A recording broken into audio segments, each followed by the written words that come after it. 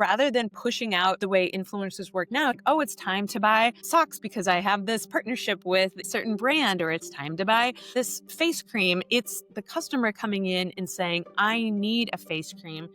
Friends, what do you recommend? Who do you recommend? They give a product and then are connected to that brand and really build up that relationship.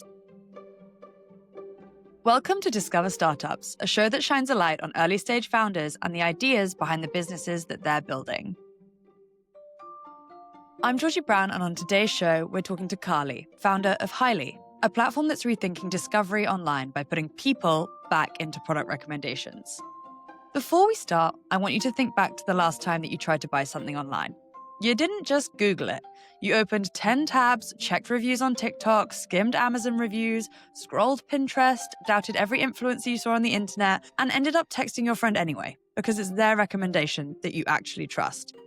Unfortunately, in today's internet, search is noisy, reviews are sketchy, algorithms push what pays, not what's best, and the voices that we actually trust, our friends, our people, our communities, have nowhere central to live online.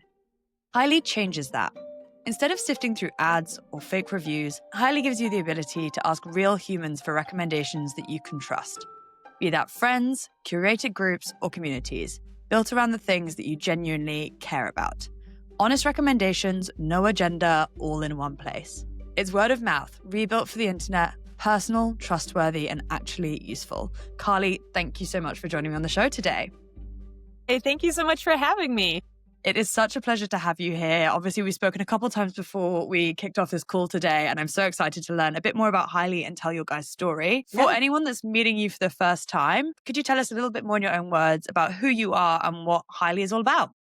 Sure, definitely. So yes, again, I'm Karli. I have been in product strategy, design, and branding for about 20 years. I started my career working at digital agencies, then moved on to in-house. And finally, my last job before starting Hili was as the head of design for Yahoo News. So I have worked with high growth startups, enterprise tech, and everything in between. In addition to that, I have my master's degree in metalsmithing and have worked and just spent time with artists and artisans throughout my career, and so have a quite a passion for those small makers who really believe in their craft. And I'm always looking for ways to amplify that, either through my recommendations to people, buying things for my home that I love, etc. And so in some ways, that was really why Hili came to be, that passion that I have for those indie makers. I moved from Chicago to Kansas City. I had a lot less access to some of those labels and makers that I would find in stores. And when I went online, I felt like I could not find anything new. Everything was the top big box brands and stores I already knew about. And that was really frustrating to me. And I was like, there has to be a better way. I mean, firstly, what an amazing master's. It's probably a separate podcast, but I feel like I'm going to have to sit you down and find out more about that metalworking, because that's amazing. And what a varied background that you've had in design and across these different industries. That background in design and product experience, how did that lead you to building a social discovery tool rather than a typical marketplace? Well, I think one, when I started out, I didn't necessarily have any plan for like, oh, we definitely need to build a marketplace or a social discovery tool or anything like that. Really what I did is I took what I have done my whole career in UX, in research, and just understanding how people interact with their technology. And so I was following what they did. I'm like, what is currently the journey that people go on and how can this be better? And so that's where I started. I really saw where a lot of our technology had failed us over time. They had, really moved pretty far away from their initial value props, and also just observed what people were doing, what I was doing, which was, like you said, like going to a number of different sites, analyzing reviews to see, do they sound authentic? And finally just texting my friends and being like, I have certain friends for fashion and certain friends for home decor, certain friends for mom type advice. And I was like, well, this is where I get the best information, but it's always lost in between conversations about where we're going to go for dinner and when we should meet up next, et cetera. And so I was like, I can use my skill in technology to make a tool that helps amplify and support the already established human behavior. It's really admirable what you're doing. And I think that experience that you've just talked through is something that a lot of us probably resonate with. I think my group chats, my messages with my friends, my messages with my mum are all full of recommendations. Only today was I looking for a chimney sweep. And Yeah, where did I go? I exactly. messaged my mum. Yeah. But that is interspersed with conversations about what we're up to and what's happening this weekend and who's looking after the dog. And it is that information that gets lost. So I think it's really exciting to see that you're building this tool to bring all these things together into one place. For you in this career that you've had so far, what was that exact moment that you were like, right, I'm going to build this. I know I need to do this. What was the moment that led to it? Well, I would say, one, I talked about the move and I was, just kind of feeling disappointed with my own social discovery. But also, I had been laid off by a major tech company. I was feeling pretty dissatisfied with big tech in general, how I felt we were really moving away from innovation and much more just growth at all costs. And a friend sent me a Ed Zitron article called The Men Who Killed Google Search.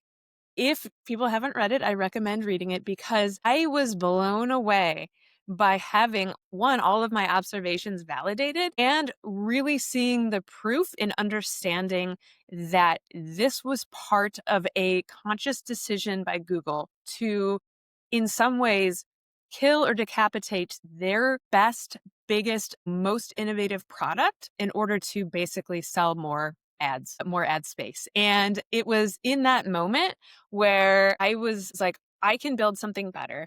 I can make something that resonates with people and I can build a company in a way in which I don't have to go after these sorts of things. So I can keep it true to its mission. And that was really it. I was like, I have this time, this passion. And at the end of the day, I want to know that I built it. Like, of course, I want it to be successful for a number of different ways, but I really want it to be like I can build and make something that works better than a lot of these things. It's really interesting that article that you speak about because I think it's something that happens with a lot of large tech companies is you get to a point where, and be that investor pressure or whatever's going on Mhm. behind the scenes, so many companies do default to growth instead of the reason they started the company in the first place. I think we talked about search there, but it'd be great to get your thoughts on more generally what is and isn't working in the way people are finding products these days. I mean, from my opinion, I think that, and in observations and a lot of the, multitude of research that I've conducted and read, is that one has happened over time. So I think, in the span of 10 years, and I think people are just now really talking about how different social media is than it was 10 years ago. Search is different, discovery is different, like everything is different.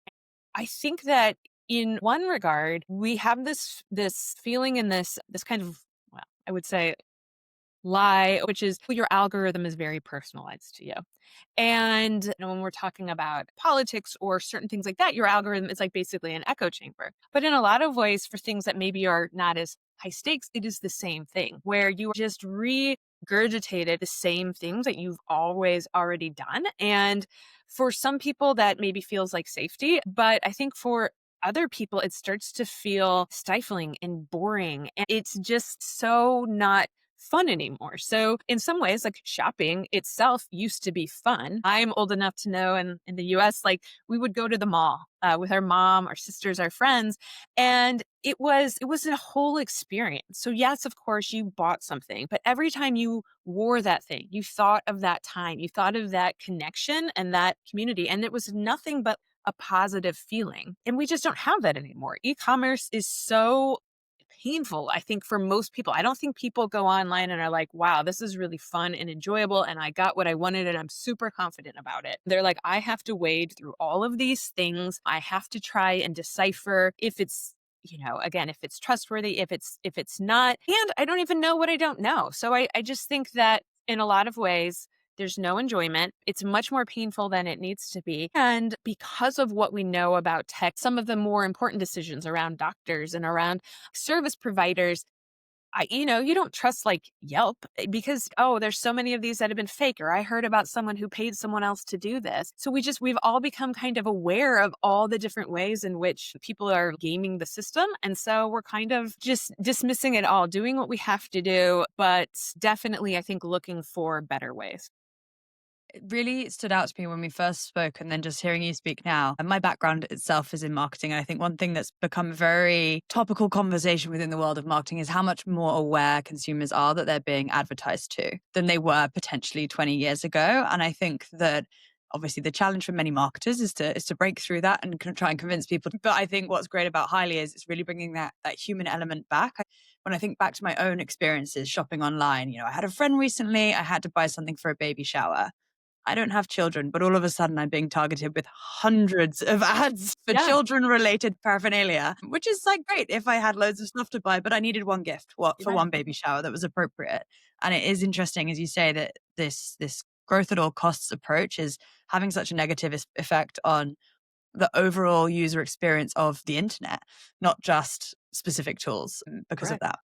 Yeah, and I would say too, like I work adjacent to marketing or somewhat in marketing, it kind of ebbs and flows on how connected product is to marketing. But what I also said, I think the very first TikTok I ever made was that advertising itself, I don't think is the enemy. I said, and part of Highly's whole value proposition is that when you are connected to a brand or a service that you need and the time that you need it, that's not advertising. That is helping you. That is what I want. Like these are all things that we need, we want that make our lives better. And so being presented with them and again, buying something that I need or that I want that adds value to my life is not the wrong thing. All Highly is trying to do is change the mechanism in which we do that. We're trying to make it more user focused and giving brands who eventually are invited onto the platform the tools to connect with those high value, high intent customers when they're ready to purchase. So rather than pushing out the way influencers work now, it's like, oh, it's time to buy socks because I have this partnership with a certain brand, or it's time to buy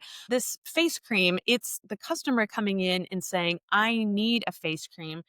Friends, what do you recommend? Who do you recommend? They give a product and then are connected to hopefully that brand, either via right now link out, or if the brand has a presence on Highly, they can go talk to someone there and really build up that relationship. So I think it's just turning and reshaping what marketing is in this emerging, what I hope is emerging and changing economy of looking for connection, of looking for authenticity, of looking for trust in community as a way of building up brand loyalty. I couldn't agree more. And I think the way you talk about that community element is a big cultural change that's happening at the moment. People want to feel more connected. I think we're all more disconnected than we've ever been. So it's exciting to build something that is redefining what community could mean to these brands. It's not just bringing people into their world, it's the brands going into the customer's world in a much more authentic way. I guess my final question around this sort of problem area for you is why do you feel this is important now? What's been happening in culture that is making Highly really necessary right now? I think you started to touch on it. We've started to touch on just a complete lack of consumer trust and a consumer difficulty in knowing who to believe. Like, there's a real lack of consumer trust across the board, but also I think especially even within the past 8 months that I have been really dedicated to working on this, the increase in the conversation around AI and both the excitement and the fear around it are something that I think is really going to impact and ultimately make Highly even more relevant than before. There's a lot of talk about agentic shopping and a lot of those different kinds of things.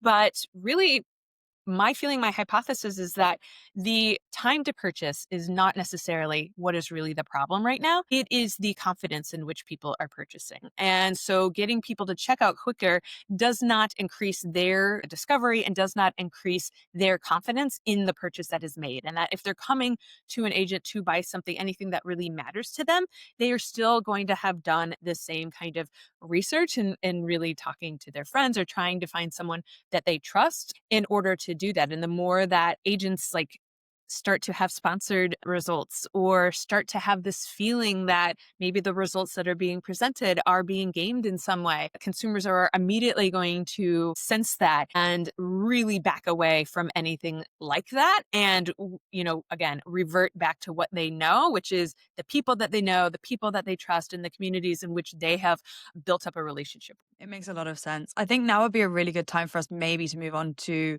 the product itself. So I'd love if you could walk us through how Highly works. If I was a person using it for the first time, what's the experience? What does Highly do? Yeah. So Highly enables you to connect with products and services you will love via recommendations from people you trust. When you download or when you create your account for Highly, you're presented with three kind of initial paths. One is create and ask, is what we call it. So like ask the community for something that you're looking for. And as the community grows and when you join, if you join with friends, you can then also just ask your own friend group. But it's basically asking a question. What swimsuits are people, buying for the summer? And you put that out and it gets posted. The second is to create a recommendation. So you can browse through some of the asks on the site, or if you're, again, your friends have created an ask for you and it's something that you are knowledgeable in, or you have heard about something that you think is awesome, or a recommendation that you're already making, you create that. And basically what you do is it's a short little flow. You put in a link. It scrapes relevant data if it's product, or in the future we will support like books, restaurants, hotels, etc. Scrapes that data and creates a recommendation card that has all the relevant information and, most importantly, why you like it or why you love it. And that's the part that's super key and super valuable and makes Highly different, is everyone talking about not just the thing but why they love the thing. And finally, in our initial launch, is your own profile and your ability to make collections of all of your saved things. So you go through the asks that people are posting, or we're working right now on our web clipper. So if you're out and you have read an article about something that you really like and want to investigate more, you save that to your collection. Or if your sister's like, hey, these are things that I like for 2-year-olds, and you have that. And then like next time, someone's like, what do I get a 2-year-old? You have this whole collection to share. So in its baseline, it is just creating asks to get recommendations, posting recommendations to help one another, and then saving those recommendations for use in the future.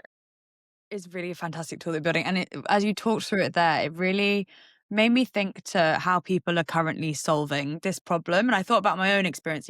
Everyone's got their notes on their phone, and I feel like I've got the messiest selection of notes of like that one trip to Santorini where I wrote down some nice restaurants and like a Notion page on Barcelona, and like travel and food is my thing, right? But it's so great that you're providing a place for people to aggregate their ideas, their recommendations, so that you can do it on the fly. It doesn't necessarily have to be when there's an ask. You can have that download from your brain of all Exactly. of the amazing things.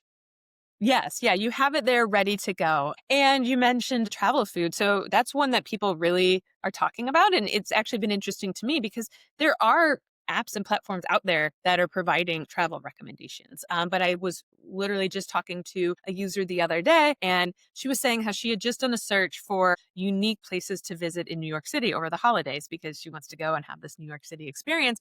And everything was like, just things she already knew about, all the kind of articles or blog posts she read. And she was like, these are good, but I've got these. Who was writing about the hole in the walls? Who's writing about the hidden like speakeasy? Who's writing about the kind of holiday themed pop-up? That's the kind of information I want. And she's like, and that's what I want to do. And I want there to be a group. Like, again, one of our big features that we will be releasing in the near future are spaces. And they're just the spaces around certain topics, whether it's geographical, interest based, hobbies, to talk about what works. It even is like works for people who are running a small business and want to know what's the best software to use or the best way to set up their home office. And it's just all of these little communities where people are sharing their best recs, and then like newcomers can drop in and kind of learn from them and then start adding, what's worked for them. And so it just becomes this cycle of first you are the person asking, and then you're the person, who's recommending, and it kind of just grows and goes from there.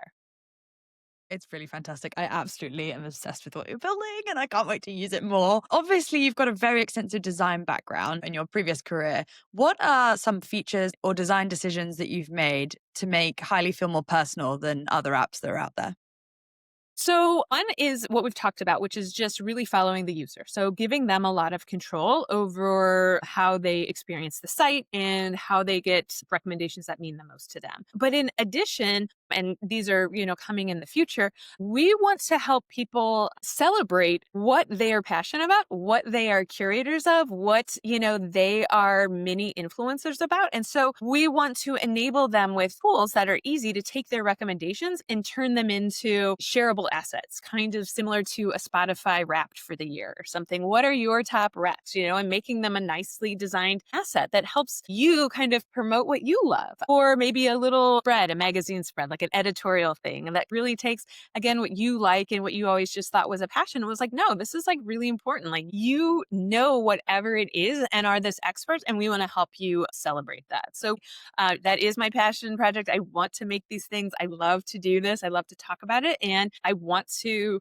help people celebrate that special knowledge that they themselves have as well. The people that you're talking about there with the editorial, it really feels like a space for tastemakers, people that have got really good taste that other people trust. How are you currently attracting these people to the platform?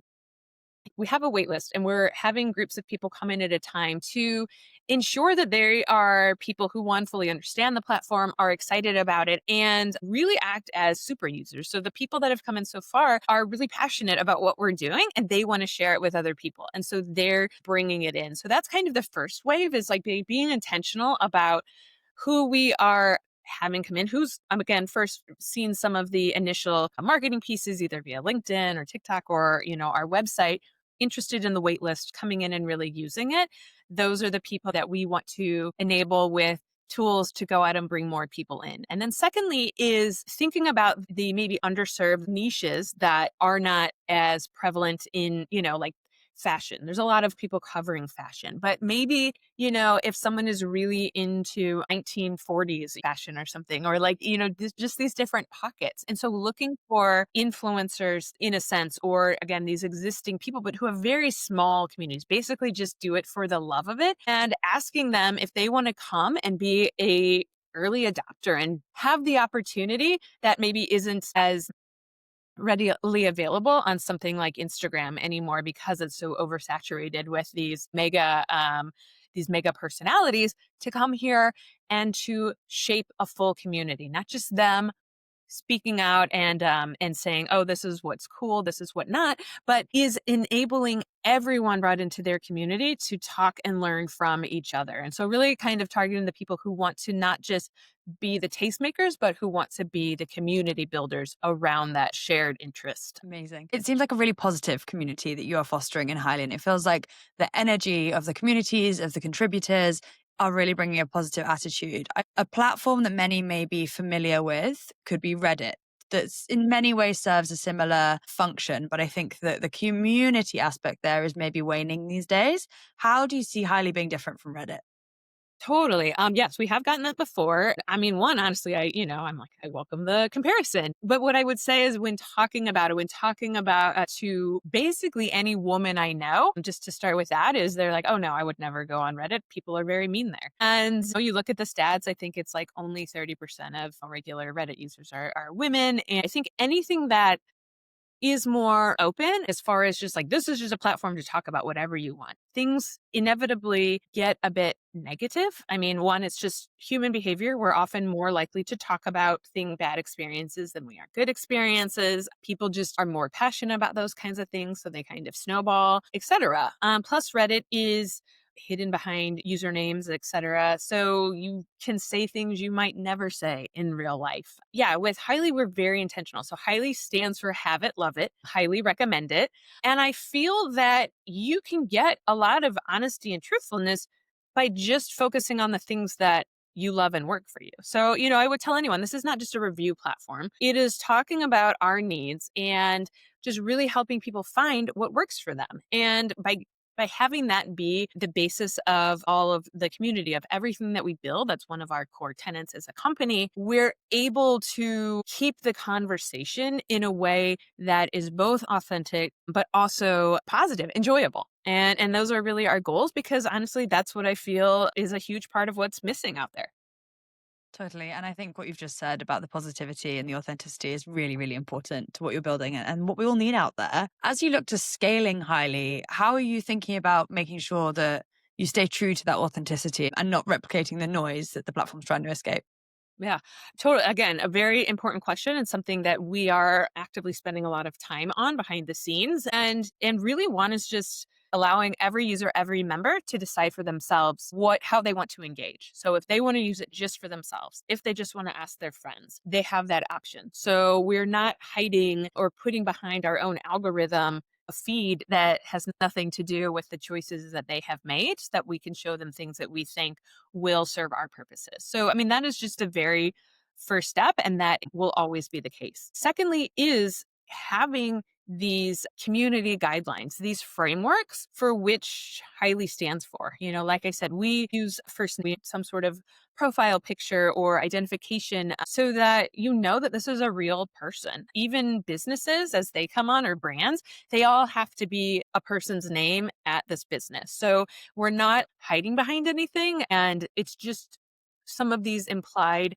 user experience ways of encouraging the right type of behavior. And then by having a really engaged community, they start to also police each other and being like, "That's not how we talk here. This is what we do. This is like reinforcing the kind of behavior that the community wants." But behind the scenes, we are working really diligently on what we call our trust graph. And so as we get into more search and more giving the individual the ability to find a quick recommendation, ensuring that whatever's served up to them, they can see why that's being shown to them, and that it's the relationship between who's in their network, who's in their network's network. If people have bought something and liked it, and it's like all going into all of this kind of complex math, but really, again, always leaning on transparency and telling people this is what we're doing and this is why, and you have the choice to do it this way or do it that way. So it's and because of the way that we are monetizing and our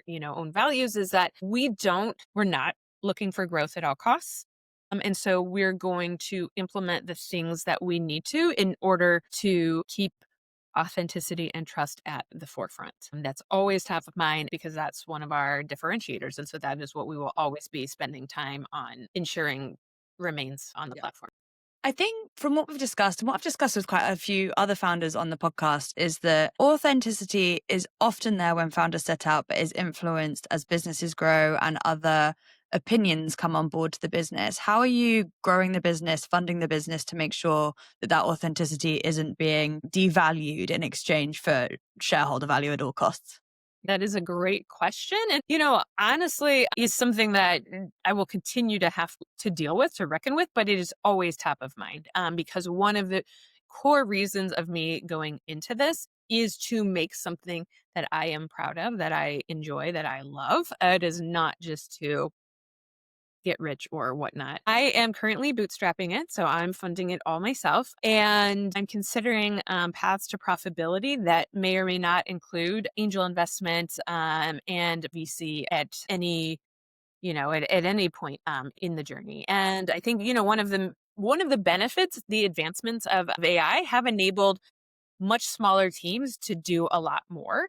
And so, my plan is to never grow to more than 30 people working for the company. So always just being intentional with thinking of ways to, again, monetizing in a way that's true to what we're doing, that helps us get to that goal faster so that we don't have to take on additional funding. Because ultimately, I think it's when people have invested their dollars that they really feel that they have a big say in what happens. And so being conscious of and diligent about discovering and uncovering ways to make Highly work without them.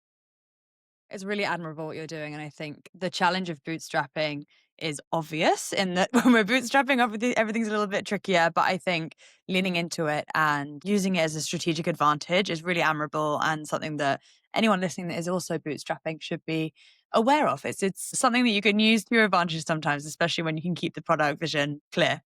Yeah, totally. I mean, like you said, it's definitely a balance. It can be hard because I sometimes am not moving as fast as I want in a certain way, because I have such a vision for this. There's so many features I want to roll out that I think will improve the experience. But also, I think one of the benefits that I have from doing this, as a more seasoned, older founder, is that I have a network of people who have worked with me before, who really enjoy working with me, who are on a similar stage with their relationship with big tech and are want to be a part of it. So I already have a small core team of really experienced operators who are helping bring this to life. That is something I'm super grateful for and could not do it without all of them. And I'm just so thankful to have enough people in my life who believe in this vision as well and want to be a part of it. There are so many other fellow founders that are getting involved in this revolution that feels like it's Yes, coming for big tech at the I, moment.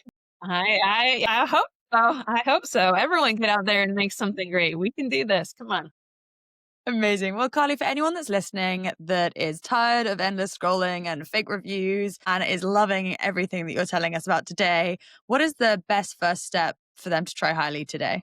Yeah, just go to gethiley.com and join the waitlist. And we are letting in groups of people every week. So, probably in a week or two, and we'll be able to let you in and you can start using it. But also, I'll send out an email. I'm very available. I want to hear feedback from everyone so that I can help make a product that is really working for people because that's what, we want to do. We want to listen to the people that are excited about it and make it the very best that it can be for them.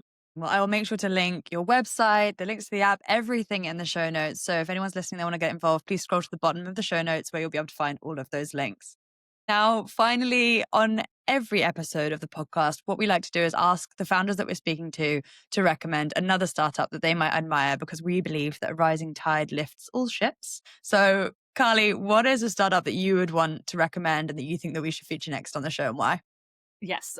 So the startup that I want to recommend is called Soul, Soal, and the founder, Devika, is now a good friend of mine through this founder journey. She's at a similar stage to me, and she is working on something that is a passion project of mine, and again, something else that I think is a real benefit to people, and it is helping people, everyday people, find what art speaks to them. So really finding their taste in art, helping to bring something that sometimes feels out of people's reach or for a certain like level of person that maybe they're not at. She really is making it accessible to everyone, educating people on why art in your daily life is so important, and then connecting people once they have found and identified their style or styles that they like to emerging artists who are working in that similar style. And so I just am very excited about what she's doing. I believe in art for everyone. Art is a practice in a way of life, and I can't wait to see everything that she does. Fantastic. Well, that is exciting. I will make sure to get her contact details off you and I will definitely be reaching out. Art is something that for me, I'm on a bit of a journey with. Can't see the pile of art from my recent house move stacked over here that needs to be hung up, but that sounds like a fantastic product and definitely something for me to learn more about. So I'll make sure I reach out. Karli, thank you so much for coming on the show. It's been such a pleasure speaking to you and learning all about Hili. I can't wait to see where you guys go with this and to follow along with your journey. And for anyone listening, please, please, please go check out everything that Karli is building because it really is going to change the way that a lot of us are shopping in the next few years. Thank you so much for having me, Georgie. This has been a pleasure. Yeah, I love what you're doing and so excited for this next generation of founders. No worries. It's been a pleasure. And I'm sure we will chat again soon. If you enjoyed this episode, you can support Karli and what she's building by checking out the links in the show notes, following her on social media, and sharing this episode with a friend. And if you like what we're bringing you here at Discover Startups, I would love if you could take a second to subscribe to the channel or sign up to our newsletter. That way, you'll be the first to know when a new episode drops. That's all for now, but I'll be back soon with another founder, another story, and another startup for you to discover. I hope you'll have a great day.